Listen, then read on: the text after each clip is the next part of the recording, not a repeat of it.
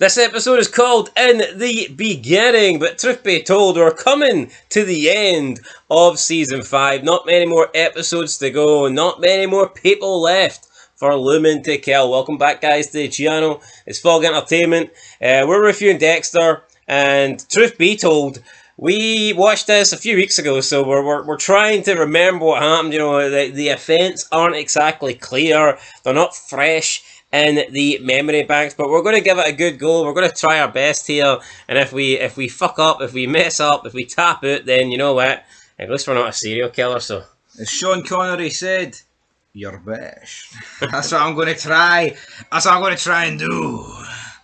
Yeah. So obviously, Jordan is on to Dexter now. We know this. So Dexter is panicking. He's thinking about getting Lumen. He's thinking about getting his kid out of his house, out of Miami, and he sends Sonia off with Harrison to go to Florida to see Astor and Cody. They're already in Florida. Well, where do they live? Is it Orlando? Orlando. Or Fort Lauderdale? I don't know. I think this is ridiculous. But it's mental. I keep forgetting, see, in America, like, you could literally drive for hours and still be in the same state. That's pretty crazy. No, it is crazy, but what I think is even crazier is the fact that Dexter is literally giving this babysitter free reign to look after Harrison for a couple of days. And she doesn't even... Yo... Is that not better than having his kid sit around his house when... No, but she's not going to be asking questions, like... Why? Well, hold on. He's asking her to babysit him for a few days while at his son and daughter-in-law's grandparents' house. It's not, like, the biggest, like, mindfuck of all time. I mean, Jesus Christ. Well, theoretically, it's like, well, why can't I look after him? Why can't she just drop him off? She's the babysitter? I don't... They're the grandparents. Astor and Cody, all four of them could do a better job than Dexter combined. Well, maybe they're going to step up. Maybe they are going to step up, but I just think this is an awful lot to ask a babysitter to do. Taxi service? Oh, that shite. Right, Dexter, we've got the tapes. Deborah thinks that, obviously, there was 13 pieces of hair, but only 12 tapes. She thinks that perhaps and only 12 bodies, but she thinks perhaps that the last person managed to get away. Now they're doing some vigilantism. We got it. Vigilant a bit. Vigilantism. Fucking autism. Vigilant autism. Sounds it. Vigilantism. That's the one, pal. Vigilantism. I think of all the people for Dexter to team up. Do you not think for all the people to Dexter team up with, Lumen's just pish? That's good. No, it's like, look at the... Yo, this guy could have teamed up with Dukes. I know Dukes didn't really want it, right? And they kind of did for like a wee second outside the... You know, when they killed the two cartel guys. And then, like, you've also got the same way Miguel. It's like, why have they dedicated literally, like, 9 episodes to this? I know. You know, it's the first time, as Dexter's saying his wee monologues, like, we've seen him team up with someone properly and kill people. I think there's so many better people than her. Did it with Miguel. Yeah, but it wasn't the same. He never felt that connection with Miguel. It was almost like, oh, fuck, this is getting dodgy here. I need to get rid of this wee beaner. You know what I mean? But now... Big beaner. Big beaner, let's say. But, you know, now he's hanging around with this... crack a hole. Yeah, so, I mean, Deborah thinks that the last person escaped, and obviously she's right. They visit Emily Birch. Her blood belongs in the necklace, the pendant around Jordan Chase, and turns out that she knew Jordan Chase from when they were kids. She was a victim, I guess, but they let her go. We find out that Jordan Chase used to be known as Eugene Greer, and he's in the photo. He's the other guy. He used to be fat. Good for him. Alex Tilden, who we got introduced to in the last episode, it almost seems like Chase sets him up. Tilden wants to leave. He thinks, oh fuck, all the guys are dead. You know, they've been taken out. I need to leave, and he pretty much just tells him, nah, you need to stay. It'll be all right. So it does seem like Chase throws Tilden under the bus here. No, he does. He's threw pretty much everybody under the bus. As Chase, I mean, let's be real, and it's Jordan Chase, a weird fucking guy, used to be fat, sits in the corner of the room like an absolute well, not an absolute cuck. I mean, he just fucking is a cuck. Make no mistake about it. Watching this all go down, giving his wee seminar, he's a weird fucking rat bastard, isn't he? No, he is. He is. So yeah, he gets abducted at the end of the episode. He's killed by Dexter and Lumen, and then Chase tries to put Deborah and Quinn to that house to try and capture Dexter, I guess, but they managed to make it out. However, there is footprints, and Deborah notices them at the back, and she notices so that there could be two there. So, but they only notice the smaller print. We'll see what happens to the bigger print. But when Alex Tilden get caught, he walks in like in his arse folds once he sees the TV. He tries to make a run for it, but then it's bang bang good night for him. Aye, and we actually see Dexter allow Lumen to take the kill. She kills him. I mean, he'd done this before with Miguel. He let Miguel kill one of the victims that they had, but I don't know, man. I'm just not a big fan of Season 5 because of Lumen. Like, one of my least favourite characters in the show. I'm not a fan. No, I'm not a fan either, man. I've said it. I mean, she hadn't even said a word, right? But even when she peered through the glass and looked at Dexter killing, Roadkill Man, it's like Boyd Fowler. That's his name, Boyd Fowler. Even without saying a word, I was like, you just look fucking irritating. You look annoying. And lo and behold, she is boring and annoying. She's just very weird, man. Honestly, and I'm not liking the fact that Dexter's kind of entering a relationship with her as well.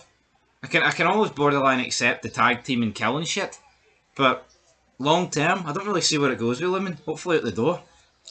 I mean, hopefully. What else do we have in terms of Stan Liddy? He gets surveillance. Yeah, I mean, I like that. I mean, I think Stan Liddy's been one of the bright things about Season 5. The problem is he's not in it much. No, he's not. He's just hovering about like a bad smell, but like you said, it's good. So it's kind of a good smell. Yeah, he signs out some equipment, some surveillance stuff. He has a wee under the name of Quinn.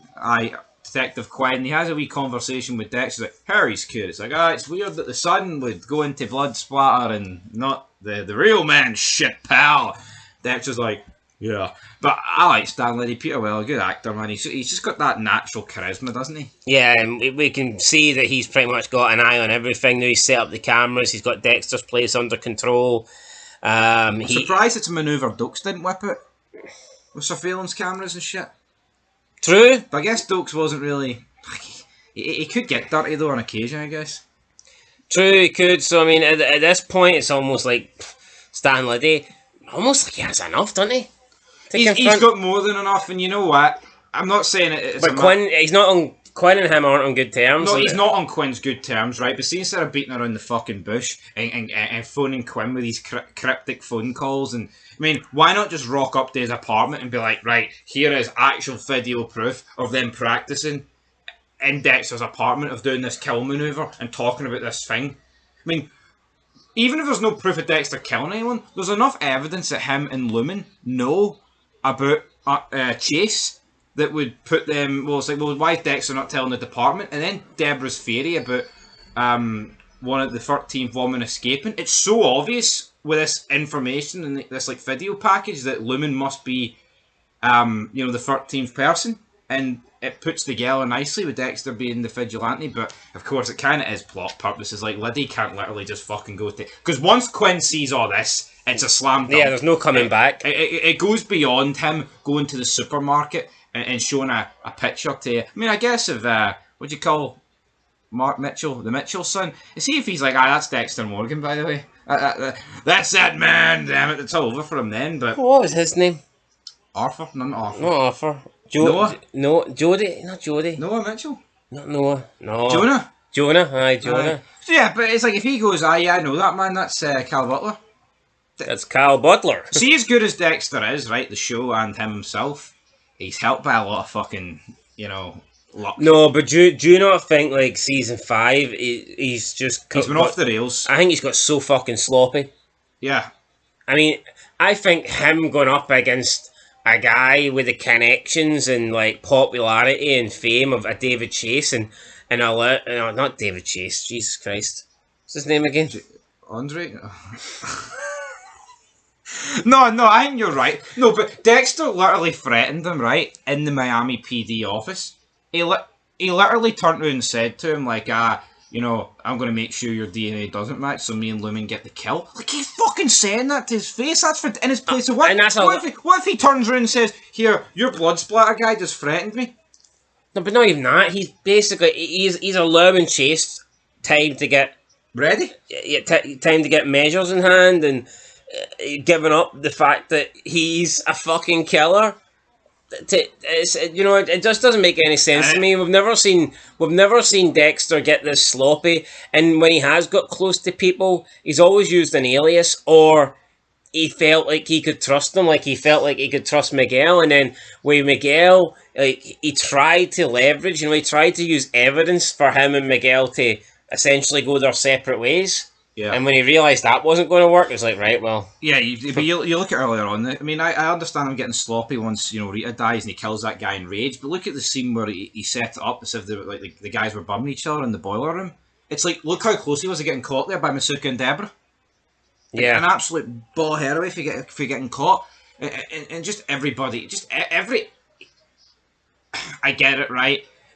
See if every season this guy had every corner checked, it would be a bit boring. I think a wee bit of sloppiness does need to creep in, but I feel like, as you said, season 5, it's going up to like ridiculous levels. Yeah, and he keeps getting away with it. Even in the Mitchell house, though, it's like that time he was there and they did the SWAT raid, and he dolphin dives into the garage, and he's like, I'm here. I mean, come on, are you trying to kid, pal? Anyway, ends with him and Lumen having sex. I don't know, I just don't like it. I'll give this episode a 6 out of 10. I'll give it a 6 out of 10 as well. Again, I just don't like Lumen, and I hope she can fuck off soon, pal. But... Yeah, anyway guys, that's it. Catch you in the next one. Till then, let us know your thoughts down below, and peace.